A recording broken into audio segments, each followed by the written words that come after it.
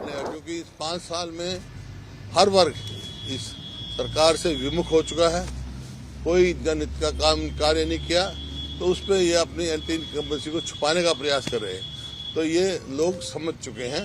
और आज जो हुआ, क्योंकि गठबंधन हुआ, ये मनोहर लाल जी चीफ मिनिस्टर और डिप्टी चीफ मिनिस्टर दुष्यंत बने। आज दोनों गए, चीफ मिनिस्टर से उन्होंने रिजाइन किया, डिप्टी चीफ मिनिस्टर भी गए। तो इसका मतलब चुनाव के ठीक समय पहले वो अपनी स्वयं चुनावी हार मान चुके हैं, मॉरली डिफीट हो चुके हैं। नैतिकता के तौर पे इस पार्टी को कुछ भी सरकार में रहने का कोई अधिकार नहीं है। मैं कहता हूं कि तुरंत हरियाणा में राष्ट्रपति शासन लागू होना चाहिए और चुनाव में चले जाना चाहिए।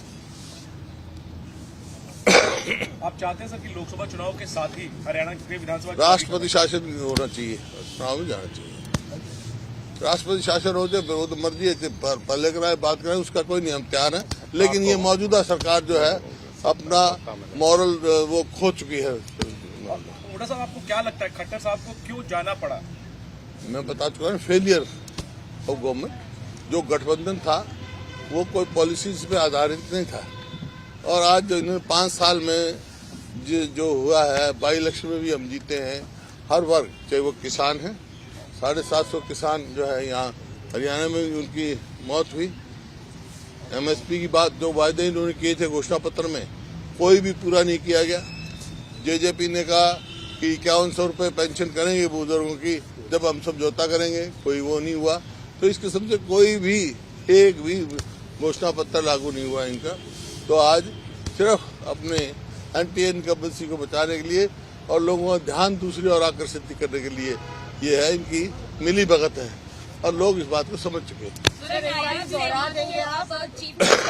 है सर, ओबीसी चेहरा है वो एक, क्या आपको लगता है कि आने वाले दिनों में जो लोकसभा चुनाव आ रहे हैं उन पर भी एक इम्पैक्ट पड़ेगा, क्योंकि कांग्रेस भी ओबीसी? देखिए, चेहरे सबके है, ओबीसी चेहरा है, अच्छी बात है, लेकिन कास्ट कंसेंसस नहीं करते, ये सेंसस तो नहीं मान रहे। अगर यही इतने सबके हितैषी है तो कास्ट सेंसस क्यों नहीं करते?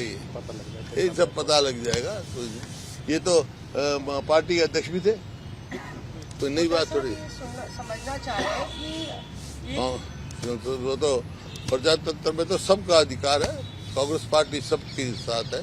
लेकिन इनका तो ये काफी पर्दाफाश हुआ है। भाई ये क्लेम करते हैं तो कास्ट सेंसस क्यों नहीं करते?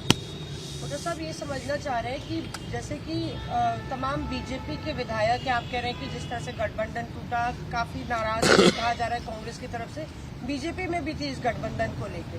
तो क्या बीजेपी के कुछ विधायक आपके टच में है? आप कह रहे हैं राष्ट्रपति शासन लागू होना चाहिए, नैतिक आधार खो चुके हैं, क्या संख्या बल भी नहीं है बीजेपी के पास? देखिए, संख्या बल का मैं नहीं कहता हूँ, संख्या बल की बात जो नहीं, मॉरल अथॉरिटी वो खो चुके हैं। बीजेपी के विधायक टच में आपके? ये तो राजनीति में कौन किसके टच में है, इस बात की तो कोई चर्चा नहीं। लेकिन जहाँ तक सवाल है इस बात का, उनसे कोई मतलब नहीं है। मॉरल अथॉरिटी ये खो चुके हैं। सर, दोबारा चुनाव करवाने की क्या आप लोग डिमांड करेंगे? मैंने कहा ना, चुनाव तो होंगे, अक्टूबर में हो जाएंगे, वैसे तो हमारे ड्यू है। लेकिन अब यही है कि राष्ट्रपति शासन किया जाए, इनका कोई वो मॉरल राइट नहीं रहा है। सर, आपने कहा समझौता हुआ है, एक घोषित समझौते को तोड़ने का, पहले जैसे क्या आपको लगता है फ्रेंडली फाइट जेजेपी और बीजेपी करेंगे लोकसभा में? यही तो मैं कह रहा हूँ ना, ये मैंने तो पहले ही कह दिया था, आज नहीं, पब्लिक स्पीच में कह दिया था। दीपेंद्र ने भी कहा, मैंने भी कहा कि भाई एक समझौता हो चुका है गठबंधन तोड़ने का। गठबंधन तो था ही नहीं, ये तो ठगबंधन था, लोग समझ गए। लेकिन सर, एंटी इनकम्बेंसी वोट बंटने से क्या आपको नुकसान होगा वहाँ पे हरियाणा में कांग्रेस को? देखो, जब हरियाणा में 36 बिरादरी मन बना चुके हैं कि हरियाणा में जो 2024 में सरकार कांग्रेस की बनाएंगे, और यही कारण है जब ये अब ये कर रहे हैं। ये हो गया।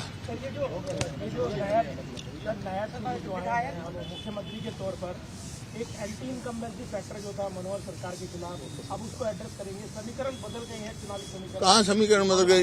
ये पार्टी के अध्यक्ष थे, ये भी तो सत्ता में थे, पार्टी के अध्यक्ष थे। ये तो जो 5 साल में जो हर वर्ग इनसे विमुख हो चुका है। उसको देख के इन्होंने कोशिश की है कि ये तो जैसे ध्यान दूसरी तरफ आकर्षित करने की करते हैं, ध्यान बांटने की कोशिश करते हैं। बांटने की कोशिश ऐसे करते हैं, एक डॉक्टर था, कुर्सी रख के बैठ गया कि दांत के दर्द का लाजमी इलाज नहीं होगा तो जुर्माना। था कुछ नहीं, ना जमूरा उसके पास ना कुछ। एक आया, उसने कहा जी मेरी जाड़ में दर्द है। वो बोला बैठ जाओ कुर्सी पे। 2 शीशी रखी थी उसके पास और शीशी में पानी, मिर्चों वाला पानी रख रखा था। तो बोला बैठ जाओ, आंख में वो डाल दी मिर्चों का पानी।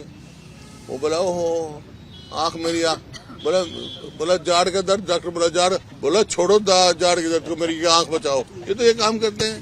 जब हरियाणा को बर्बाद कर दिया, अब लोग समझते हैं इस बात को। सर, प्रधानमंत्री नरेंद्र मोदी ने तारीफ की थी हरियाणा सरकार की, अभी गए थे वो, शाबाशी दी थी। मैं उनकी पार्टी के थे, वो तारीफ ही करेंगे। और 24 घंटे वो प्रधानमंत्री जी ये कैसे कहते कि 5 साल इन्होंने हरियाणा बर्बाद कर दिया। धन्यवाद।